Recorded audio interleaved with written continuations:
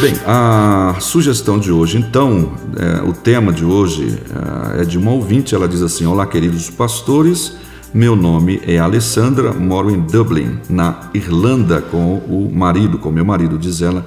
O nome do marido é Denis, moram lá desde fevereiro deste ano, de 2015. Ela diz que são ouvintes do programa Em Poucas Palavras e amamos, diz ela, amamos cada conteúdo que vocês apresentam. E o tema sugerido pela Alessandra é o universalismo. Então, pastor Augusto, ela diz: eu gostaria de sugerir aos irmãos que falassem um pouco sobre o universalismo. Eu tenho uma noção do que seja, mas penso também que seria interessante para outras pessoas saberem e, se tiverem dúvidas, elas podem ser sanadas. Pois há pastores, segundo ela, que andam pregando o universalismo como se isso fosse bíblico. Muito bem, Natsan. Muito bem, Alessandra. Alessandra, isso. O universalismo é a teoria de que, no fim, todos haverão de se salvar.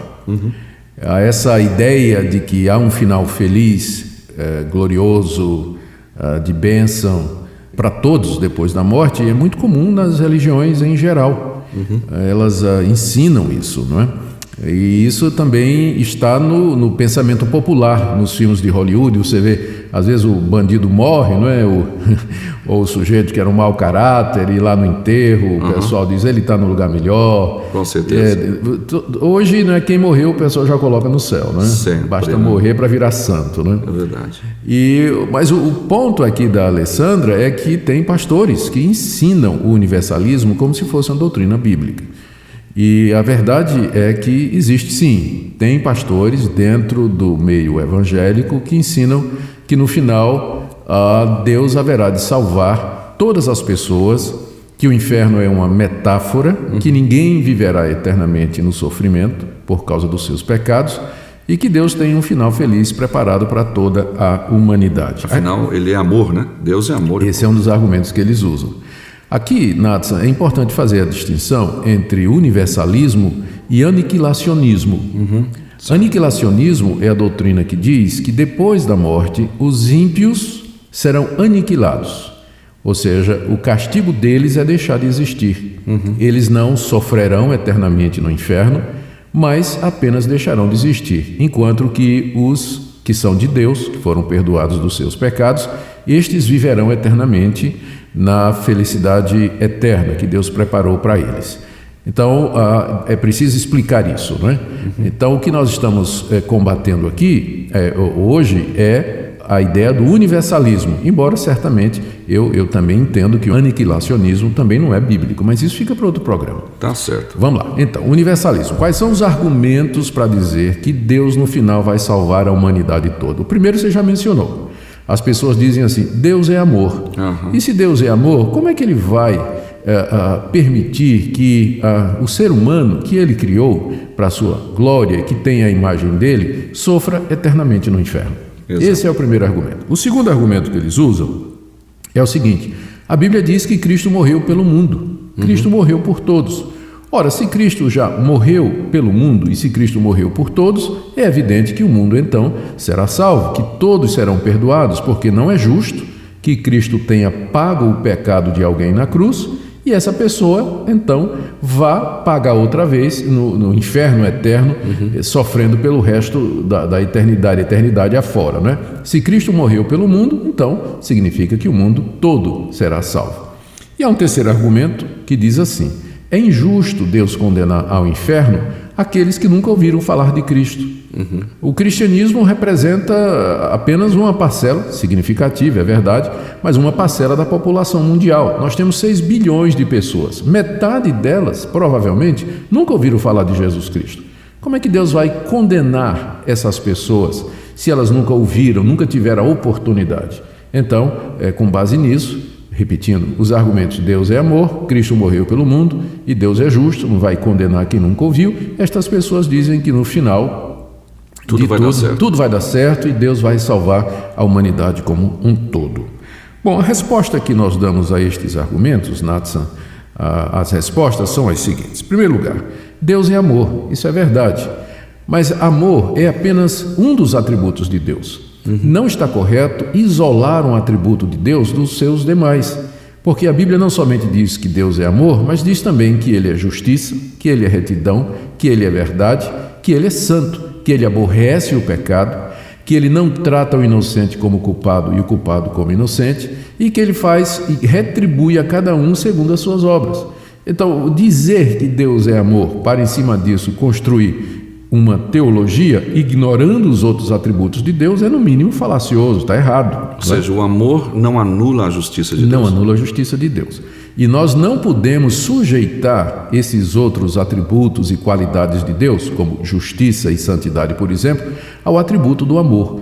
Porque nós faríamos de Deus um Deus desequilibrado. O que há de belo em Deus é que estes atributos e estas virtudes coexistem nele em perfeito equilíbrio. Então nós temos que olhar o Deus que se revela como um todo. O Deus que é amor também é o Deus que é justo. Ele não vai inocentar aquele que é culpado, tá certo? Então ele vai tratar a todos com justiça. Por isso é perfeitamente compatível com o Deus que se revela na Bíblia a ideia de que ele pune os ímpios e que ele castiga aqueles que o aborrecem, aqueles que o odeiam e aqueles que rejeitam a sua revelação. O segundo argumento, de que eles dizem que Cristo morreu pelo mundo, é um argumento que pode ser respondido da seguinte maneira. A Bíblia, de fato, em algumas passagens, afirma a morte de Cristo pelo mundo. Contudo, outras passagens nos dizem que essa morte ela é eficaz apenas para aqueles que são de Deus, para o povo de Deus. Cristo deu a vida pelo seu povo. Ele mesmo disse: eu sou o bom pastor dá a sua vida pelas suas ovelhas. Cristo morreu pelo mundo no sentido de que há poder no sacrifício de Cristo para salvar o mundo inteiro, se o mundo inteiro se arrependesse e se convertesse dos seus pecados.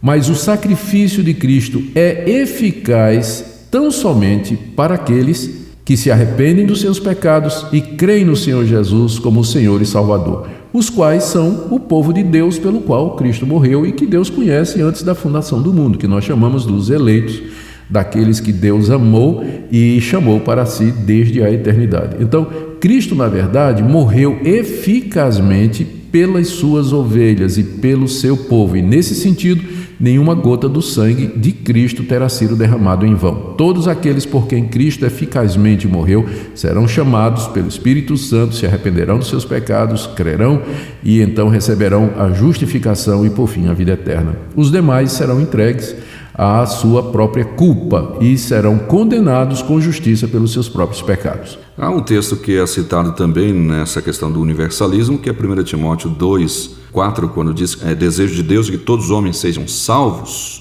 Isso, você tem que ver o que é que todos significa ali no contexto, não é?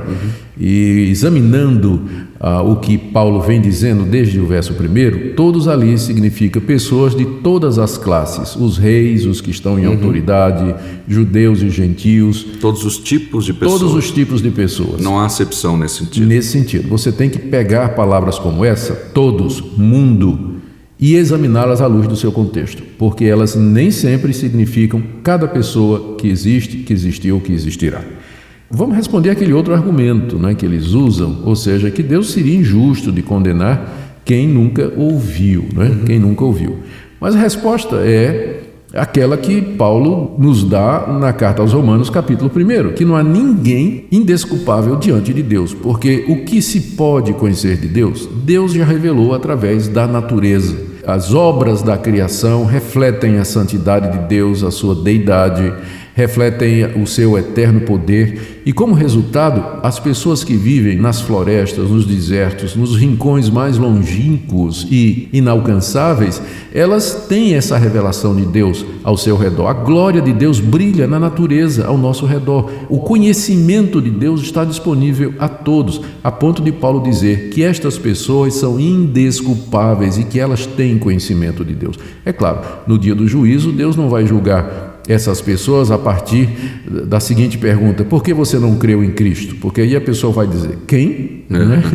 Mas a pergunta vai ser: por que é que você me rejeitou? Você adorou a criatura em vez do Criador, quando eu revelei claramente através das obras criadas, das coisas que eu fiz, que só há um Deus e que esse Deus não é a natureza. É nessa base que Deus vai julgá-los e, com certeza, nenhum deles haverá de escapar do julgamento, porque é evidente que todas estas religiões pagãs, sem o conhecimento de Deus, elas são idólatras, elas adoram a natureza, adoram o próprio homem, o animal, os animais e assim por diante. Terminando a minha argumentação, Natsan, Jesus Cristo foi a pessoa que mais falou sobre o inferno. Exato. É só você pegar uma concordância bíblica, procura a palavra inferno, e você vai ver que esta palavra esteve mais nos lábios de Jesus do que nos lábios dos apóstolos e dos escritores do Novo Testamento. Jesus falou a respeito do inferno, ele diz que é comparado a um verme que não morre e a um fogo que não se apaga, e ele diz que é melhor a gente entrar no céu aleijado do que completinho ir para o inferno, e nos advertiu de que no dia do juízo ele lançará no inferno todos aqueles que rejeitaram a Deus e a sua vontade. Portanto, querido amigo, não se iluda pensando que no final todos serão salvos. Existe uma condenação e pela fé em Jesus você pode escapar dela. Pronto, está aí respondido com certeza e em poucas palavras argumentamos aqui acerca desse pensamento universalista de que Deus, no final das contas, vai levar todo mundo para o céu porque ele é bonzinho, mas ele deixa claro nas Escrituras Sagradas que Jesus é o único caminho, a verdade e a vida para se chegar ao Pai. Nós então ouvimos o comentário do pastor Augustus Nicodemos respondendo a pergunta da Alessandra e também do Denis, que estão em Dublin, na Irlanda, ouvintes internacionais do programa Em Poucas Palavras, pastor. Muito bom, muito obrigado aí pela audiência de vocês, Deus os abençoe. Ok, nós agradecemos também, ficaremos por aqui e no próximo programa estaremos com mais perguntas respondendo às suas questões e outras também que a gente levanta aqui no programa. Até lá, se Deus quiser. Vinde beber de graça da água da vida, é o convite de Jesus, é o convite de Jesus. Vinde beber de graça da água da vida, é o convite de Jesus, é o convite de Jesus. Mas como ouvirão se não há quem pregue? Mas como ouvirão se não há quem fale? Mas é preciso se dispor, é preciso trabalhar. A seara é tão grande, tão poucos pra ceifar. Deus procura vidas santas que na brecha estão, orando, suplicando. Em poucas palavras, um olhar sobre o mundo, a vida e a sociedade, à luz da Palavra de Deus. Apresentação, Natsan Matias. Comentário, Augustus Nicodemos. Um programa da Primeira Igreja Presbiteriana de Goiânia, Rua 68, esquina com 71, Centro. Visite o nosso site www.pipg.org. Apoio, Seminário Presbiteriano Brasil Central, Goiânia.